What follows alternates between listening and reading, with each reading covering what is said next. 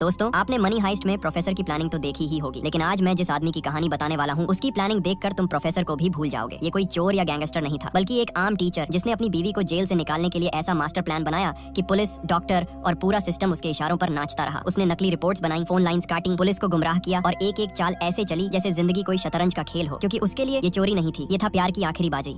कहानी की शुरुआत होती है एक काली सन्नाटे से भरी रात से, जब जॉन ब्रेनन नाम का एक कॉलेज टीचर बेहद घबराया हुआ अपनी कार को तेजी से चला रहा होता है। उसकी कार की बैक सीट पर एक घायल ड्रग डीलर पड़ा है जिसे गोली उसी ने मारी है। अब सवाल ये है, एक सीधा साधा कॉलेज टीचर आखिर जेल तोड़कर अपनी बीवी को भगाने के लिए किस हद तक जा सकता है? इसका जवाब आपको तभी समझ आएगा जब आप उसका वो जीनियस प्लान सुनेंगे, जो सुनकर खुद पुलिस भी हैरान रह गई थी। कहानी 3 साल पहले की है, जब जॉन अपनी पत्नी लारा और बेटे ल्यूक के साथ अपने खूबसूरत घर में हंसी खुशी जिंदगी गुजार रहा था। लारा को डायबिटीज थी, इसलिए हर सुबह की तरह वो अपना इंसुलिन इंजेक्शन ले रही थी, लेकिन तभी उसकी नजर अपनी जैकेट पर पड़े खून के एक छोटे से धब्बे पर पड़ी। वो फौरन उसे धोने के लिए सिंक की तरफ भागी, मगर इससे पहले कि वो कुछ समझ पाती, दरवाजा जोर से खुला और पुलिस अंदर घुस आई और बिना कुछ पूछे लारा को कत्ल के इल्जाम में गिरफ्तार कर लिया गया। बाद में कोर्ट ने लारा को दोषी करार देकर उम्र कैद की सजा सुना दी, लेकिन अब भी कोई ठोस सबूत नहीं था जो पुलिस को फिर से जांच करने पर मजबूर कर सके, बल्कि सारे मौजूदा सबूत तो लारा के ही खिलाफ थे। जैसे उसके ऑफिस की एक सहकर्मी ने उसे कत्ल की जगह से निकलते हुए देखा था, उसकी जैकेट पर खून के निशान मिले थे और जिस हथियार से कत्ल हुआ था उस पर उसकी उंगलियों के निशान थे। ये सब देखकर वकील ने जॉन से साफ कह दिया, जिसके बाद जॉन ने ठान लिया और सीधे कहा वो जेल से जरूर बाहर आएगी, चाहे कुछ भी हो जाए। इसके बाद वो लारा से मिलने पहुंचा और वकील की कही बातें उसे बताई। जॉन की आंखों में आंसू थे और उन्हें देखकर लारा सब समझ गई। उसके चेहरे पर निराशा उतर आई, वो फूट फूट कर रोने लगी, जैसे अब उसके अंदर उम्मीद की आखिरी किरण भी बुझ गई हो। लेकिन किस्मत जैसे जॉन का इम्तिहान ले रही थी। उस रात उसे खबर मिली कि लारा को अचानक अस्पताल में भर्ती कराया गया है। वो बिना एक पल गंवाए वहाँ पहुंचा, मगर अस्पताल के स्टाफ ने उसे लारा से मिलने नहीं दिया। जॉन ने डॉक्टर और पुलिस से खूब बहस की, झगड़ा किया, आखिरकार उसे थोड़ी देर के लिए मिलने की इजाजत मिल ही गई। जब वो अंदर गया, उसने देखा कि लारा को हथकड़ी से बिस्तर पर बांधा गया है और उसकी कलाई पर पट्टी बंधी हुई है। बस एक नजर में ही जॉन सब समझ गया, लारा ने शायद जिंदगी से हार मान ली थी। उसी पल जॉन के भीतर कुछ टूट गया और उसने मन ही मन कसम खाई कि अब चाहे दुनिया उसके खिलाफ क्यों ना हो, वो लारा को जेल से बाहर निकाल कर ही रहेगा। अब जॉन ने अपने मिशन की तैयारी शुरू की। वो जेल से भागने पर लिखी हर किताब पढ़ने लगा, हर छोटी बड़ी जानकारी इकट्ठा करने लगा। फिर वो डेमन नाम के एक शख्स से मिलने गया जो अब तक 7 बार जेल से भाग चुका था। डेमन ने उसे समझाया, अगर सच में भागना है तो दिमाग खुला रखना होगा। जेल की रोजमर्रा की जिंदगी में ऐसी बारीकियां ढूंढनी होंगी जिनसे सिस्टम में दरार डाली जा सके, और सबसे जरूरी अपनी मंजिल पहले से तय कर लो। ऐसी जगह जहाँ कम लोग जाते हो, कोई टूरिस्ट ना हो और रास्ता बस, ट्रेन या एयरपोर्ट इन सब से दूर हो, क्योंकि जब सिस्टम गिरता है सबसे पहले वहीं से ढूंढना शुरू किया जाता है। इसके अलावा उसे ऐसे नकली कागजात बनवाने होंगे जिन्हें कोई आसानी से पहचान न पाए, और किसी दूसरी स्टेट से भागना होगा। सबसे जरूरी बात, सारा पैसा नकद कैश रखना होगा ताकि ट्रांजैक्शन से उसकी लोकेशन ट्रेस न हो सके। इसका मतलब था कि उसे इतना कैश इकट्ठा करना होगा जो करीब 5 साल तक चले, क्योंकि तब तक केस थोड़ा ठंडा पड़ जाएगा। इस प्लान का सबसे मुश्किल हिस्सा था पिट्सबर्ग शहर के ब्रिज पार करना, क्योंकि 9/11 के बाद से वहाँ की पुलिस ने पूरा शहर सिर्फ 15 मिनट में सील कर देना सीख लिया था। इसके अलावा उसे अपने माँ बाप और दोस्तों से हमेशा के लिए दूरी बनाए रखनी होगी, और अगर जरूरत पड़ी तो शायद उसे किसी की जान भी लेनी पड़े। ये सब सुनकर जॉन घर लौटा और फिर उसने एक दीवार पर नक्शे और तस्वीरों को चिपकाकर अपने प्लान का हिसाब लगाना शुरू कर दिया। जब भी वो जेल में लारा से मिलने जाता, वो वहाँ की छोटी छोटी बारीकियों को बड़े ध्यान से नोट करता। उसने देखा कि लिफ्ट में एक होल था और दूसरी तरफ कुछ कर्मचारी छत की लीकेज ठीक करने आए हुए थे। साथ ही उसने ये भी नोट किया कि कौन से ट्रक रोज वहाँ रुकते थे। अब जॉन इस प्लान में इतनी गहराई से उतर चुका था कि वह कॉलेज में पढ़ाते हुए भी अपने लैपटॉप पर इन बारीकियों की जांच करता रहता। अंत में उसने फैसला किया अपने घर को बेच देना चाहिए, क्योंकि इस प्लान के लिए उसे बहुत सारा पैसा चाहिए था। अब उसे नकली कागजात बनवाने थे, जिसके लिए वो शहर के एक खतरनाक मोहल्ले में जाने लगा। वहाँ उसने एक डीलर से ऑक्सीकॉन्टिन खरीदना शुरू किया और बातों बातों में उससे नकली पासपोर्ट बनाने वाले का पता पूछ लिया। कई कोशिशों के बाद उसे एक आदमी मिला जिसने कहा, अगर सच में पासपोर्ट चाहिए तो बार में जाकर एक डीलर से मिलो। लेकिन यहाँ जॉन के साथ धोखा हो गया। जैसे ही वो वहाँ पहुंचा, कुछ गुंडों ने उस पर हमला किया और उसके सारे पैसे छीन लिए। उसी बार में बैठे माइक नाम के आदमी ने ये सब अपनी आंखों से देखा। कुछ दिन बाद जॉन फिर उसी मोहल्ले में लौटा, लेकिन इस बार 2 बाइक्स उसका पीछा कर रही थी। किसी तरह वो अपने घर पहुंचा ही था कि दरवाजे की घंटी बजी। जॉन ने दरवाजा खोला और सामने वही माइक खड़ा था। माइक ने कहा, मैं तेरे लिए नकली पासपोर्ट बना सकता हूँ। जॉन ने उसे कुछ तस्वीरें और एडवांस पैसे दिए और सख्त लहजे में बोला, आज के बाद मेरे घर वापस मत आना, मैं पासपोर्ट किसी दूसरी जगह से लूंगा। माइक मान गया, लेकिन जाते जाते बोला, अगर मैं तय वक्त पर वहाँ नहीं पहुंचा तो बिना कुछ बोले चुपचाप वहाँ से निकल जाना। इसके बाद हम देखते हैं कि जॉन अपने प्लान के अगले कदम की तैयारी में जुट जाता है। वो एक दुकान से बंदूक खरीदता है और दुकानदार से बंदूक चलाना सीखता है। अगले दिन वो माइक की बताई हुई लोकेशन पर पासपोर्ट लेने पहुंचता है। काफी देर तक इंतजार करने के बाद उसे एहसास होता है माइक लेट हो चुका है, लेकिन फिर भी वो नहीं गया, वहीं बैठा रहा। थोड़ी देर बाद वहाँ से एक गाड़ी निकलती है और तभी माइक पहुंचता है। माइक ने गुस्से में कहा, तू अभी भी यहीं बैठा है, जो गाड़ी अभी गई वो एक पुलिस वाले की थी। फिर उसने जॉन को नकली कागजात थमाते हुए कहा, तू इस काम के पीछे पागल हो चुका है जॉन, और यही पागलपन किसी दिन तुझसे भारी गलती करवाएगा। खैर, इसके बाद हम देखते हैं कि जॉन ने एक बम्प की बनाना सीखा, यानी ऐसी चाबी जो किसी भी ताले को खोल सकती थी।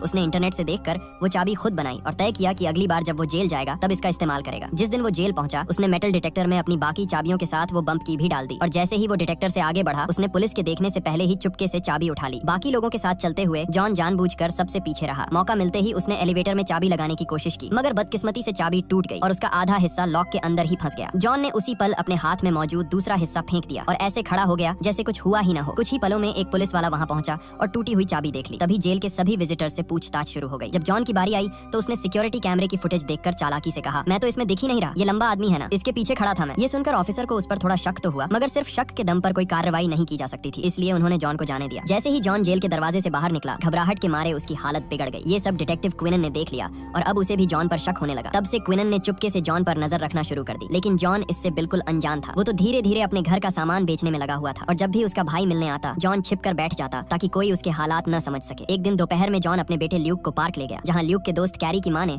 उसे कैरी की बर्थडे पार्टी में आने का न्योता दिया, लेकिन जॉन का दिमाग अब किसी और ही दुनिया में खोया हुआ था। वो फिर से अपने प्लान की तैयारी में जुट चुका था। इसी दौरान उसने जेल के बाहर रुकने वाली एक नई मेडिकल वैन देखी और उसी पल उसके दिमाग में एक जबरदस्त आइडिया आया। अब वो इसी वैन के जरिए अपने प्लान को अंजाम देने वाला था। उसने लारा की डायबिटीज पर रिसर्च की, फिर कई दिनों तक उस वैन का पीछा करके उसके आने जाने का ठीक समय पता लगाया। इसके अलावा उसने इंटरनेट से सीखा कि टेनिस बॉल की मदद से किसी गाड़ी का लॉक कैसे खोला जा सकता है। अगले दिन उसने वही तरीका अपनाया। टेनिस बॉल से मेडिकल वैन का दरवाजा खोला और अंदर से लारा की मेडिकल रिपोर्ट्स की तस्वीरें ले ली। बाद में उसने नकली रिपोर्ट तैयार की जिसमें दिखाया गया कि लारा की तबीयत बेहद खराब है। कुछ दिन बाद जब जॉन लारा से मिलने पहुंचा तो लारा ने उसे एक बुरी खबर दी। 3 दिन बाद उसे एक और भी सख्त जेल में ट्रांसफर किया जाने वाला था।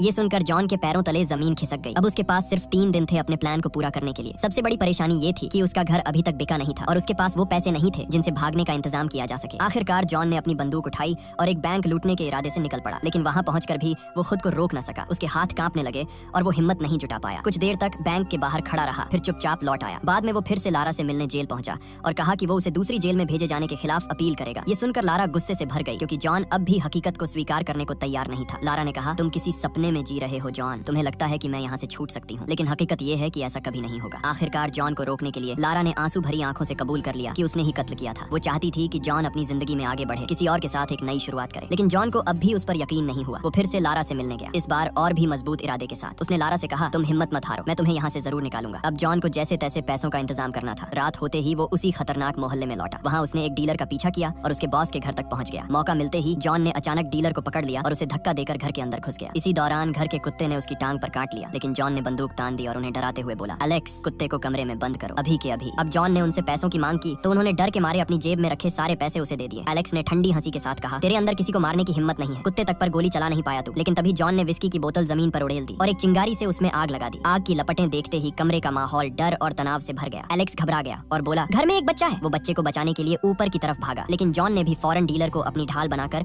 उसके पीछे पीछे कदम बढ़ा दिए। असल में यही चाल जॉन के काम आ गई क्योंकि एलेक्स ऊपर बंदूक लेने ही आया था। जैसे ही उसने जॉन पर गोली चलाई, गोली सीधी डीलर को जा लगी। अब एलेक्स ने दोबारा निशाना साधने की कोशिश की, मगर इससे पहले कि वो ट्रिगर दबाता जॉन ने एक ही झटके में उसे गोली मार दी। इसके बाद जॉन ने घर के हर कमरे की तलाशी ली और जल्द ही उसे पैसों से भरा बैग मिल गया। भागते वक्त उसकी नजर पड़ी, डीलर अब भी जिंदा था, जमीन पर पड़ा दर्द से कराहते हुए मदद मांग रहा था। यहीं से कहानी की शुरुआत होती है जब जॉन उस बुरी तरह जख्मी डीलर को अपनी गाड़ी में ले जा रहा था। रास्ते में उसकी गाड़ी की टेल लाइट टूट गई थी। जॉन ने उसे अस्पताल ले जाने के बारे में सोचा, मगर इससे पहले कि वो कुछ कर पाता डीलर ने गाड़ी में ही दम तोड़ दिया। आखिरकार जॉन ने उसकी लाश एक बस स्टॉप पर छोड़ दी और फिर अपने प्लान के मुताबिक एक पार्किंग लॉट में जाकर फेंस काटने लगा। उधर एलेक्स के घर में आग लग चुकी थी और कुछ देर में पुलिस मौके पर पहुंच गई। उन्हें वहां जमीन पर खून के धब्बे मिले और सबूत के तौर पर गाड़ी की टूटी हुई टेल लाइट भी। इधर जॉन काम खत्म करने के बाद अपने माता पिता के घर रात बिताने चला गया। जब उसके पिता ने उसका बैग उठाया तो उनकी नजर अंदर रखे प्लेन टिकट्स पर पड़ी और उसी पल उन्हें समझ आ गया कि जॉन क्या करने जा रहा है। अगली सुबह जाने से पहले जॉन ने लूक से कहा कि वो अपने दादा दादी को गले लगाए क्योंकि वो जानता था ये उनकी आखिरी मुलाकात होगी। अंत में जॉन के पिता ने भी उसे मजबूती से गले लगाया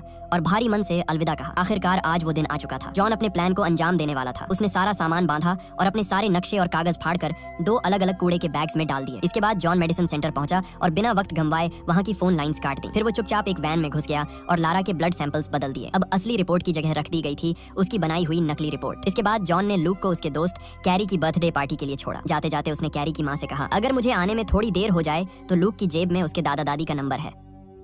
वहीं दूसरी तरफ हॉस्पिटल में डॉक्टरों ने जब ब्लड रिपोर्ट देखी तो उन्हें कुछ गड़बड़ लगी और उन्होंने लैब को कॉल करने की कोशिश की, मगर फोन लाइन बंद थी। अब इंतजार किए बिना उन्होंने इन्हीं रिपोर्ट्स के आधार पर लारा को हॉस्पिटल में भर्ती कर लिया। इधर पुलिस को टूटी हुई टेल लाइट से गाड़ी का मॉडल मिल गया। थोड़ी और जांच पड़ताल के बाद सारे सबूत जॉन की तरफ इशारा करने लगे। जैसे ही वो जॉन के घर पहुंचे, उन्हें वो दीवार मिली जिस पर जॉन ने अपनी पूरी प्लानिंग और नक्शे बनाए थे। इसी बीच डिटेक्टिव्स को खबर मिली कि लारा को हॉस्पिटल में भर्ती किया जा रहा है। अब उन्हें जॉन के इरादों पर पूरा शक हो गया और उन्होंने भी जल्द से जल्द हॉस्पिटल पहुंचने का फैसला किया। लेकिन जॉन उनसे पहले ही पहुंच चुका था। वो डॉक्टर का कोट पहनकर लारा के कमरे में घुस गया। फिर उसने पुलिस वालों को बंदूक से धमकाया और लारा की हथकड़ियां खुलवा दी। इसके बाद उन पुलिस वालों को कुर्सियों से बांध दिया, मगर तभी लारा ने जॉन के साथ भागने से इनकार कर दिया। इस बात पर जॉन बुरी तरह भड़क गया। उसने गुस्से में कहा, तो फिर अपने बेटे को फोन कर दे, बता दे कि आज उसके माँ बाप जिंदा वापस नहीं आएंगे। ये सुनकर लारा को समझ आया कि हालात कितने खतरनाक हो चुके हैं। उसे एहसास हुआ कि अगर वो अब नहीं भागी तो जॉन सच में किसी को भी मार सकता है। आखिरकार लारा ने जल्दी से जॉन के दिए कपड़े पहने, लेकिन तभी एक नर्स ने उन्हें देख लिया। दोनों तुरंत एलिवेटर में घुस गए। उधर नर्स ने जोर से चिल्लाकर सिक्योरिटी को बुला लिया था। वहीं जॉन और लारा ने जल्दी से अपने सफेद कोट उतारे और सीधा लॉबी की तरफ बढ़े, लेकिन वहाँ तो डिटेक्टिव्स पहले से ही घात लगाकर खड़े थे। उन्हें देखते ही जॉन ने झट से किसी और मंजिल का बटन दबा दिया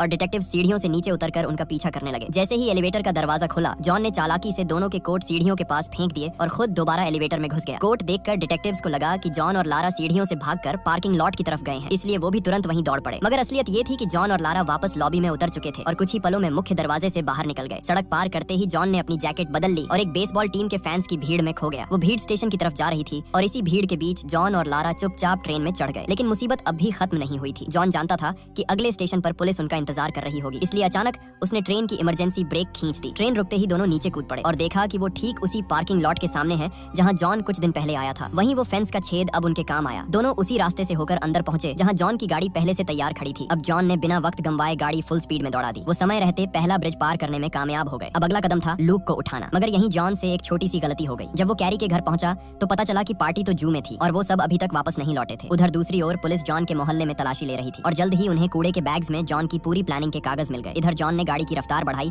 और जू की ओर निकल पड़ा, लेकिन ऐन वक्त पर उसने सड़क बदल ली। उसने लारा से कहा, अगर हमने अब देर की तो सारी सड़कें बंद हो जाएंगी और हम लूक को नहीं ले पाएंगे। फिर उसने धीरे से कहा, हमें उसे यहीं छोड़ना होगा, उसके दादा दादी उसका ख्याल रख लेंगे। मगर लारा अपने बेटे के बिना रहने को हरगिज तैयार नहीं थी। अचानक उसने गाड़ी का दरवाजा खोला और सिर बाहर निकाल दिया। उसी वक्त सामने से एक ट्रक तेजी से आ रहा था। टक्कर बस एक पल दूर थी, मगर ऐन वक्त पर जॉन ने गाड़ी घुमा दी और दोनों बाल बाल बच गए। जॉन ने तुरंत गाड़ी रोकी और लारा से कहा कि वो सही थी, वो भी अपने बेटे के बिना नहीं रह सकता। आखिरकार उसने फैसला किया, वो वापस जाएगा। दोनों सीधे जू पहुंचे, लूक को अपने साथ लिया और अब उनके सामने बस एक ही मंजिल थी, किसी भी तरह उस चेक पॉइंट को पार करना। तभी अचानक जॉन के दिमाग में एक जबरदस्त आइडिया आया। वो सीधे ट्रेन स्टेशन पहुंचा और वहां खड़े एक बुजुर्ग अंकल आंटी को लिफ्ट देने की पेशकश की। फिर वो तीनों गाड़ी में सवार होकर चेक पॉइंट की ओर निकल पड़े। वहां पर गार्ड्स एक जवान पति पत्नी और उनके बच्चे वाली गाड़ी की तलाश कर रहे थे, लेकिन जॉन की गाड़ी में तो 2 बुजुर्ग सवारियां भी थीं, इसलिए किसी को जरा भी शक नहीं हुआ। गार्ड्स ने गाड़ी को सिर्फ एक नजर देखा और फिर उन्हें बिना चेक किए आगे जाने दिया। जॉन ने राहत की एक गहरी सांस ली। कुछ दूरी पर पहुंचकर उसने अंकल आंटी को सुरक्षित शहर में उतारा और फिर वो सीधा कनाडियन एयरपोर्ट की तरफ बढ़ गया। उधर टीवी चैनलों पर उनकी तस्वीरें भगोड़ों की तरह दिखाने की तैयारी हो चुकी थी, मगर किस्मत आज जॉन के साथ थी। उनके पासपोर्ट पहले ही चेक हो चुके थे और ठीक उसी वक्त सिक्योरिटी गार्ड की ड्यूटी बदल गई। नया गार्ड ये जानता ही नहीं था कि जॉन और लारा तो पहले ही अंदर जा चुके हैं। उधर जॉन के घर पर जब पुलिस ने कूड़े में फेंके गए कागजों को जोड़ना शुरू किया तो उनमें से हाइती देश की एक तस्वीर मिली। बस फिर क्या था, उन्होंने फौरन हाइती जाने वाली सभी फ्लाइट्स को रोकने का आदेश दे दिया। लेकिन ये जॉन का असली खेल था, क्योंकि थोड़ी देर बाद क्विनन को समझ आया कि उन्हें तो प्लान के सिर्फ आधे कागज ही मिले थे। बाकी आधा हिस्सा जॉन ने जानबूझकर गायब रखा था ताकि पुलिस गलत दिशा में भटक जाए। असल में हाइती का सुराग सिर्फ एक चाल थी, ताकि जब तक पुलिस वहां फंसी रहे जॉन, लारा और उनका बेटा लूक सुरक्षित जगह पहुंच जाए। और हुआ भी वैसा ही। उधर पुलिस हाइती में तलाश करती रह गई, जबकि इधर जॉन, लारा और लूक वेनेजुएला की फ्लाइट में बैठ चुके थे। कुछ दिन बाद हम देखते हैं कि तीनों क्रास्क शहर में एक नई जिंदगी शुरू कर चुके हैं, जहां अब न पुलिस थी न खतरा, सिर्फ प्यार और सुकून। तो क्या आप भी किसी से उतना ही प्यार कर सकते हैं जितना जॉन ने लारा से किया? कमेंट्स में